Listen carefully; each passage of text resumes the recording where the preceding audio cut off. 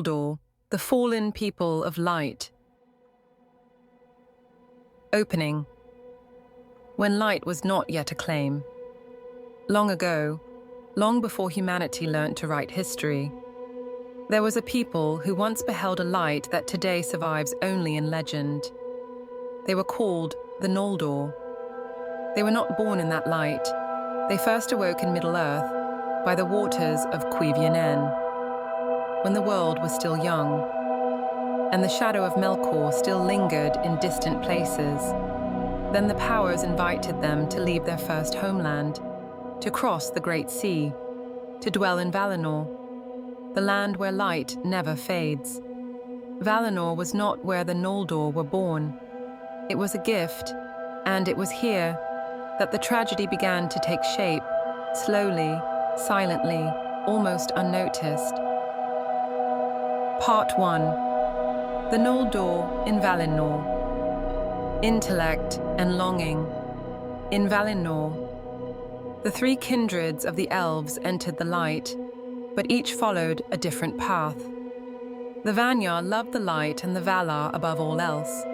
They did not seek to understand power. They dwelt near it. The Teleri loved the sea, music, and the gentle, unhurried flow of time. But the Noldor loved knowledge. They learned without rest. They sought to understand how the world itself was ordered. They did not merely behold beauty. They desired to know the structure of beauty. At first, this was not wrong.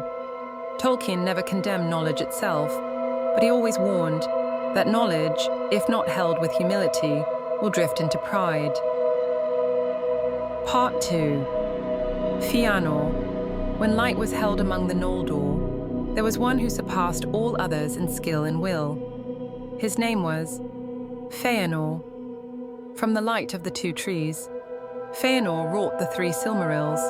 They did not merely shine, they remembered the light. Even the Valar did not dare to touch them. Here Tolkien is subtle. He does not say that the Silmarils were evil. The flaw does not lie within the jewels. The flaw lies in Feanor's relationship to them. Slowly, the light, once a shared gift, became a private inheritance, and from the moment a being declares, "This is mine," about what belongs to none alone, the tragedy has already begun. Part 3. Melkor and the Oath. Melkor, a fallen Valar, the Lord of Darkness, did not create light. He only desired to possess it. He slew Finwë, Feanor's father. He stole the Silmarils and fled from Valinor. In that moment, Feanor was still free to choose. He could have stopped. He could have let grief pass. He could have remained within the order of the light, but he did not.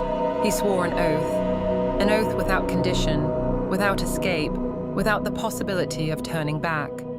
From that moment on, the Noldor were no longer guided by light, but by their own oath. Part 4. The Kinslaying. When purpose overrules morality. To pursue that oath, Feanor and his sons slaughtered their own kin, the Teleri, to seize their ships. This was the kinslaying, a stain that could never be erased from elven history, not because they did not know right from wrong, but because they believed their purpose stood above the law. From that moment on, Valinor was no longer a place for them. No one drove the Noldor away. They walked out by their own will. Part 5. Exile. Light cannot save those who possesses it. In Middle-earth, the Noldor raised radiant kingdoms. White stone cities rose among mountains and rivers. Blades were forged with unmatched craft.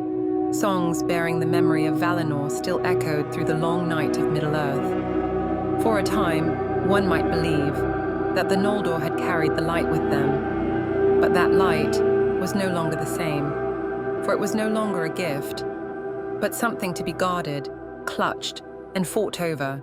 Elven kings fell. Not only in war, but under the weight of the oath, brothers turned against one another, not from personal hatred, but because each believed he served a higher cause. The Silmarils, remained pure and unchanged, yet they burned any who touched them without sufficient purity, not because the light had become cruel, but because souls could no longer endure it.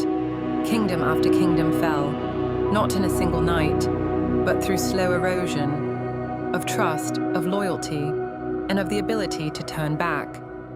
The light did not change, but those who reached for it did. And here, Tolkien leaves a long silence. For the tragedy of the Noldor does not lie in losing Valinor, but in this truth, that even while carrying the memory of Valinor, they could no longer live as those once gifted with light.